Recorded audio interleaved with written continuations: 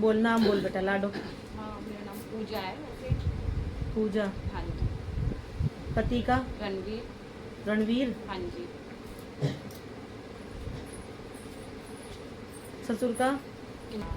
रजोरा के नाम से तू ही मैसेज करती है क्या? हाँ जी। अच्छा।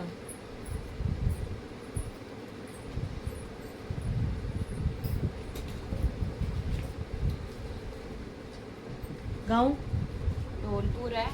धौलपुर में पीपरोन गाँव। ढोलपुर। हाँ जी।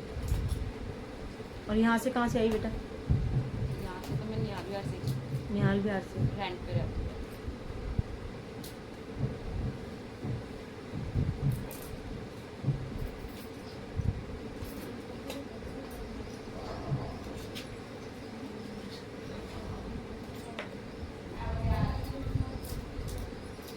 कुल देवी कौन है बेटा तेरी? हाँ, हमारे गांव में है, चावल मैया है।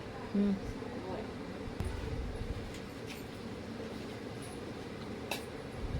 और भी कहीं दिखाया बेटा तूने? वहाँ मैंने बहुत जगह दिखाया है, बहुत जगह। मेरा पति बहुत बीमार है और वो पागल जैसी हरकतें करता है। फोटो दिखा जरा मेरे को। मैं बहुत परेशान हो गई जब मैं आई हूँ। मैंने ना तूने बेट प्रसाद भी दे रखा है? पहले मैं हमारे सामने कोई गद्दी लगाता था। मेरे पति की तबीयत खराब हो गई थी तो मैंने वहाँ से इलाज कराया था पहले उसका।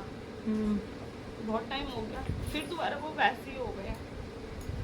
क्या दिक्कत हो रही है इसको? बस नाम क्या बताया? रणवीर।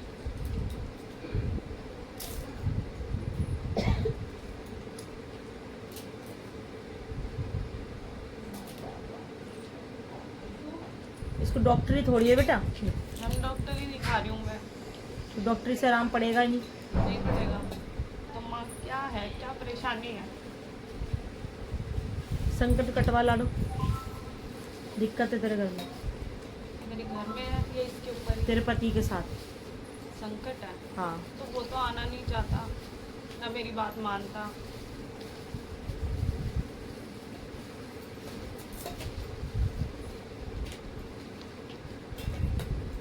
माँ किसी ने छोड़ी है। तू दब जाती है कई बार सपनों में, तेरे साथ गलत भी होता है ना? हाँ, लगता है। सपनों में होता है गलत तेरे हाँ साथ? जी। जो तेरे पति के साथ जो चीज चल रही है वो तुझ पर दबाव डालती है बेटा। अच्छा माँ।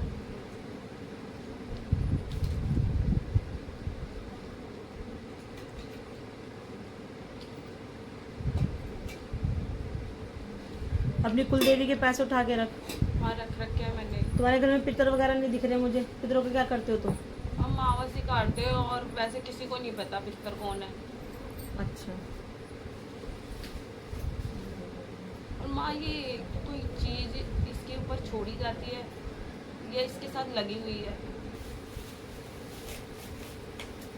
पहले तो बेटा तेरा घर में जो और जगह का सामान रखा हुआ है यार सारा हटा हुआ है। कहाँ से हटाया हुआ है?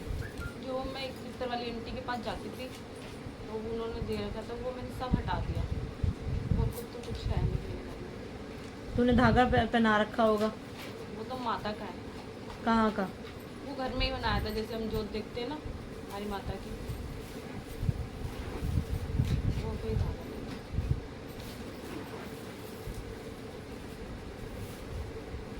तू हाजिरी वगैरह भी लेने लग जाती है? हाँ माँ, पता नहीं क्या होता है, शरीर भारी हो जाता है। तो जिनके पास गई है तुझे उन्होंने कुछ नहीं बताया? नहीं, कुछ नहीं बताया मुझे। एक एक जो मैं गई थी, ये एक लड़की पितर वाली आंटी है, उनकी लड़की है। वो कह रही थी यहाँ पे माता आती है, उसने मुझे गद्दी भी दी थी, जैसे सामान वामान मंगा के। पर मुझे विश्वास नहीं होता क्योंकि मुझे कुछ दिखता ही नहीं है। तो तूने गद्दी क्यों ली? मैंने बोला था, मुझे मैंने जब ली थी ना, जब मैंने कहा मुझे दिख ही नहीं रहा कुछ। वो कह रही 3 हाजिरी में दिखने लग जाएगा। क्या क्या मंगा लिया? कुछ नहीं, वो मेरी जान पहचान की थी। माता का सामान, अपना सामान, और वो 7 तरह की मिठाई वगैरह, मेरे सामान, वही माता का, मेरा श्रृंगार का हो गया, यही सब मंगाया था बस। गुरु मंत्र दे रखा है? नहीं दिया उसने। फिर क्या गद्दी दी है? पता नहीं, यही तो मैं सोच रही थी। मैंने उसे बोलती पर उसकी शादी हो गई अब वो उससे मेरी बात नहीं होती। अब वो गद्दी नहीं लगाती? नहीं अभी तो नहीं, वो प्रेग्नेंट है। अब तुझे दे गई ना, वो अब तू लगा। हद होती है बच्चों तुम्हारी भी।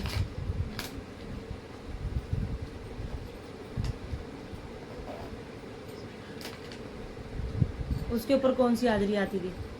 अमृतसर वाली काली, बद्दर काली। उसके गुरु कौन है? पता नहीं मुझे। फिर तूने ये सब तो देखा नहीं, आगे का पीछे का उसका, और तूने गुरु बना लिए, मैं ना गद्दी ले ली डायरेक्ट। ऐसी परेशान रहती थी, जैसे मेरी छोटी बेटी है ना, मैं परेशान रहती थी, इसलिए जाती थी कहीं भी ऐसी। कितना टाइम हो गया गद्दी लिए हुए? 2 साल हो गए होंगे। और ये नोटिस करा तूने कि 2 साल से तू ज्यादा परेशान हो रही होगी? हाँ, बहुत परेशान कर रही हूँ।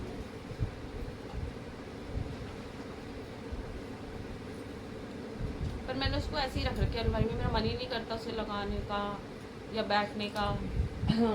गद्दी के साथ और क्या दिया है? कुछ नहीं, वो माता की चुन्नी थी और वो गद्दी थी बस। नहीं माँ, वो मैं किराए पे रहती हूँ, रेंट पे। मिट्टी लेके आई हो बाबू? और घर की। मेरा पति तो आएगा नहीं तो कैसे सही होगा? पति आएगा नहीं ना? पति का रणवीर, और तेरा? पूजा।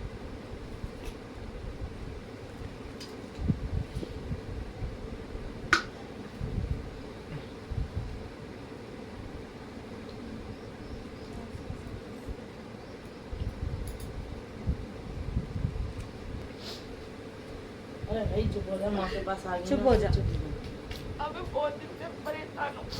वो भी गुरु माँ ने मुझे बताया था आपकी जगह यहाँ मादीपुर में लगाते हो।